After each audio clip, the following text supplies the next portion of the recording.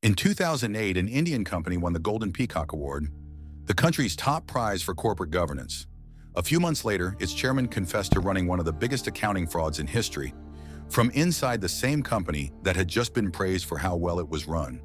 Ramalinga Raju founded Satyam Computer Services in 1987.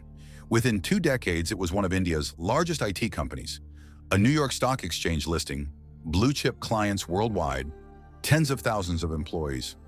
On paper, Satyam was everything Indian IT was supposed to become. Then in December 2008, the paper started to tear. Satyam's board approved a $1.6 billion deal, buying 2 construction companies owned by Raju's own sons. Investors revolted within hours. One fund manager said they'd go, quote, to any length to stop it. The board reversed the decision the same day. Nobody knew it yet, but that deal was the last attempt to plug a hole that had been growing for years, using real companies to cover fictional money. Satyam's own auditors let $1 billion in fake cash sit on the books for years because they let Satyam's management handle its own bank confirmation letters. The company that got the governance award had for years been marking its own homework. On January 7, 2009, Raju wrote a letter to his own board. In it, he confessed to inflating Satyam's assets by over 7,000 crore rupees, about $1.5 billion. More than $1 billion of that was cash that simply did not exist. He described the fraud in his own words. It was like riding a tiger, not knowing how to get off without being eaten. He resigned that day. The stock collapsed. Regulators dissolved the board.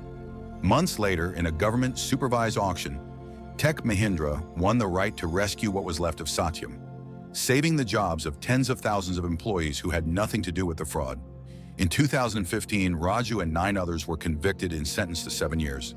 He was out on bail within a month. Over a decade later, his appeal is still, officially, unresolved.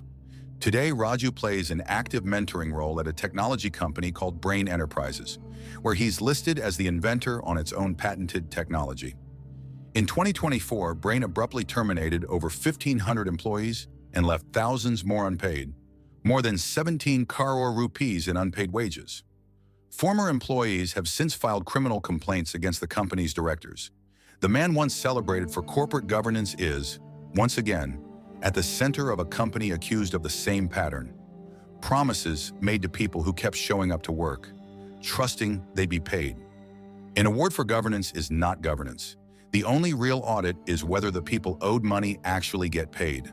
Subscribe to Rise and Ruin for more stories like this.